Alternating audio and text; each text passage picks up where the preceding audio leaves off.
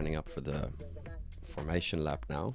Just as a reminder, we've got Max on pole by about 6/10 clear. Piastri in second. Landon Norris, the other Papaya car, in third. Right, 5 red lights. And they're off. Max is off to a decent start, pushing Oscar all the way to the right. Oh, there's a crash in the back. Ooh, that was a sketchy start there, I think. And there's a yellow flag already before turn 1. Alonso moved up 4 places, they're saying. Wow, there's debris everywhere. Yeah, they need to clear that up. That Bottas has a puncture as well. Looks like Perez coming in for a new front wing. I say it's a 6-second pit stop. No, it's a bit longer. It's a lot longer. It's actually going to be about 11.2 seconds. Well, with a front wing change, it's not so bad. But now he kind of slots in all the way at the back. Max is bunching up the field. He is really creeping very slowly. Everyone's just waiting for Max to get on the power because they can't overtake before the start-finish line. So they're going to want to be right behind him. I remember we saw Max do this really cleverly when Hamilton got on the power. Max got on the power and then made the overtake at the start-finish line. And he's on the power now. Lando right behind, Piastri right behind, followed by the Ferraris. It's a hell of a lot cleaner than the actual start. Bottas got hit by Sargent following a major lock-up on the American driver's part. Ouch. Wow.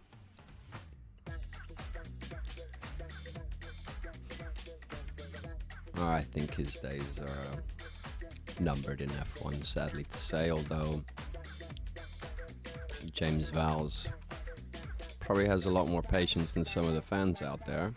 I, for one, would like to see Liam Lawson in that seat. I think he deserved the Alpha Tower seat after his performance, but sure, you know, there might be very early to decide, but considering that the American driver is actually tested and done a full 6 months, and Lawson's kind of hopped in the car halfway through Zandvoort and really made an impressive start to his F1 career like that. If you weigh them up against each other. Okay, so we're on lap 8 of 53 and DRS is enabled and Max is already 2.4 seconds clear. And lap 9 out of 53, we have our first retirement, I believe. I think Bottas is out. Logan Sargent gets a penalty. It's a shame that it cost Bottas his entire race. Perez in 15th and now gets a 5-second penalty because he overtook a few cars before the safety car line. I mean, it did look like he was actually going quite quick. All right, we're seeing the onboard from Perez as he leaves the pits now. And he's speeding up. Passes the safety car line, overtakes 2 cars. I don't know. Yeah, I guess you can't stop on track, but he should have just... The team should have been telling him these things. Oh my goodness, another bit of contact. Yellow flag, sector 2. Perez makes contact with Magnussen. Magnussen facing the wrong way on the track. Wow. Oh, he locks up, starts to drift wide and just taps him. That's terrible. He's got the penalty. He's got front wing damage again. He's probably going to pick up another penalty here. At this point, like... Yeah, this guy's not even going to score points, it seems. I wonder if they didn't put Liam Lawson in the Alpha Tower because they're going to put in the Red Bull. I mean, in the span of 5 minutes, Perez has picked up 2 penalties, changed front wing 2 times, and is looking like he won't score any points. Okay, little update here. As Perez went into the pits, he committed the safety car infringement. Oh, I like it. Oscar in the pits under the virtual safety car. There's always less time lost. I think the graphics are saying it's about 12 seconds less than under normal race conditions. To make things worse for Perez, I think he's going to retire the car. Yeah, there's the steward message. Turn 11 incident involving cars 11, Perez, and 20, Magnussen under investigation, causing a collision. That's a easy 5-second penalty. The funny thing is, Red Bull don't need Perez to take the constructors here at Suzuka. Max can do that on his own. He's already 10 seconds clear of Norris, and that is with all the safety cars involved. So, okay, Ferrari, don't mess this up. We're about to see Carlos Sainz come in for a tire change. He's going to go from the mediums onto what looks like another set of mediums. Well done, Ferrari. 2.3 seconds. Wow, Alonso furious. You've thrown me to the lions with a stop that early. Stroll's out of the race. So we're on 3 DNFs, and we're not even halfway through. Oscar closing in on George. No surprise there, because George still needs to pit, I believe. It's a miracle how he's managed to stay out so long on these mediums. But this is going to play into Piastri's hands quite nicely, because he'll be in DRS range, and that'll allow him to build a gap on Norris. I was going to say close the gap on Verstappen, but let's be real here. Interesting message from McLaren. They reckon Russell's going to do a one-stop strategy. Somehow he's probably find new life in those boots. I think the front of the pack is going to be starting to approach the back markers soon. Sargent in the pits now. Is that for a pit stop, or is that just to retire the car? Alright, Piastri within DRS range of Russell. See, I thought they weren't racing, but after hearing the message that he's on a one-stop strategy, Russell that is, this changes things. But I think in the next couple of corners and by the next straight, Piastri gets it done. Come on. Ooh, Alonso really panicking there. He's really begging the pit wall to think of something, because he's being caught on the straights. Norris is pretty much breathing down Piastri's neck right now. Piastri's pace being a bit restricted because, well, Russell in front with heavily degraded tires. Lando's kind of asking for team orders to be allowed to pass Piastri. He wants the swap to happen. Norris gets the move done on Piastri. I guess that was a long time coming. And now we're seeing Perez get back in the car, which is bizarre. I mean, he's not going to score any points. Why would they take the hit on the components?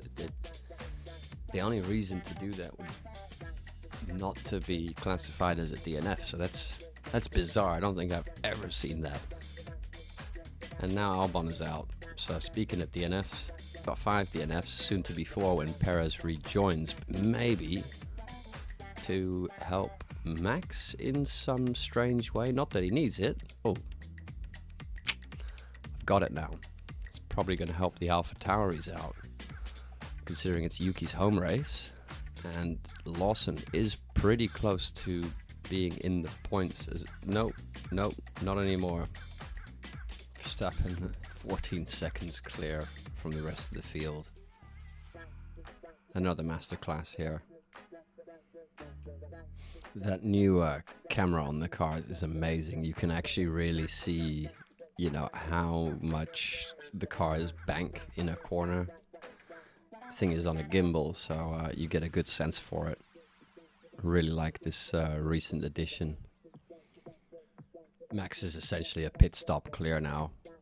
30 seconds. This guy's in a league of his own. He can come in for a pit stop right now, and in fact the radio is just saying it box. You'd want to put on a fresh set of mediums, but you can't. You have to change compound. I doubt they'll want him on softs. Perez still sitting there in the box. I don't think they are going to send him out. Alright, now Sainz coming in. Come on. Let's see you put in another good pit stop. Ferrari, you did well the first time. Fresh set of hards. 2.8. Not too bad. We're seeing Perez in the box still. They're actually lowering the car. I think he's actually coming out. This is bizarre. The most useless laps ever driven in an F1 car. I'd love to hear why they've decided to do this. And all that being said, he's still being held, so visor down, tire blankets on. waiting. All right, back to the more interesting stuff. We see Piastri just behind George in the fight for third. He's 1.5 seconds behind. He'll be in DRS range real soon.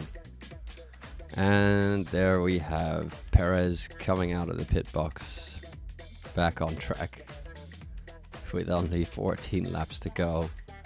You're going to be able to see on the website, the F1 website, the results. You get lapped, how many laps you're behind. I challenge anyone to find a race where somebody is that many laps behind and still finishes. Alright, Piastri with the DRS closing real fast now. George Russell defending. Only 3/10 separating them now. I think the next straight he has him side by side there. The longer he fights George, the closer Leclerc is going to get to him. Piastri takes the outside.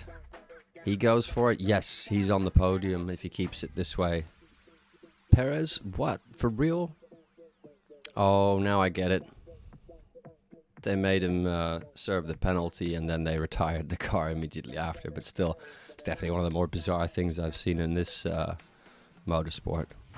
Right, so some clarification as to why they sent Perez back out again. Apparently, if he serves the penalty this race, it won't carry over into the following race. I didn't even know that that was a thing. Well, you know, the more you know. Battle between Russell and Hamilton. It looks like Sainz has just joined that as they fight for fifth. Less than half a second separating each of them. It might even be a case of Russell opening the door for Hamilton and Sainz at the same time. So he's kind of under pressure here because a slight slip-up could mean losing 2 positions. Uh-oh. Team orders coming through now. They want to invert the cars. Swap Hamilton with Russell. This is going to be quite the showdown on the final 5 laps of the race. Hamilton takes the place. But Russell closes the door on Sainz. Russell's not going to be happy with that call, but I think it's the right thing to do. Hamilton just has so much more pace in him right now. Sainz is really pressing him here as well. More team orders coming through. They want Hamilton to give George DRS. Oh, yep. Oh, Sainz makes the move. Oh, no. It's exactly what I thought. Russell ends up losing 2 places. They're using my trick against me. Oh. Sainz. I'm gonna get him. Alright, they're on the main straight now. Sainz has DRS. Rapidly catching Hamilton. He's got one more lap to do it. Okay, we're on the final lap here. Norris has had an incredible drive, and so has Piastri. From front row to podium is what it's looking like. Max Verstappen crosses the line. First place. He wins the Japanese Grand Prix, and Red Bull take their 6th Constructors Title. From front row to podium. What a drive, Oscar. What a drive. Yeah, Sainz didn't manage to overtake Hamilton in the end. Kind words from Lando over the radio. We're coming for Red Bull. Okay, I think he means next season because, yeah, the Constructors has literally just been won. Max in the spotlight. I love how mild Oscar's radio message is. I mean, the guy's been in F1 for 6 months, started on the front row and now on the podium. And I think it's hard to get a cheer out of him. He stays modest. Maybe a little too much. Hey, man. Take it. You deserve that.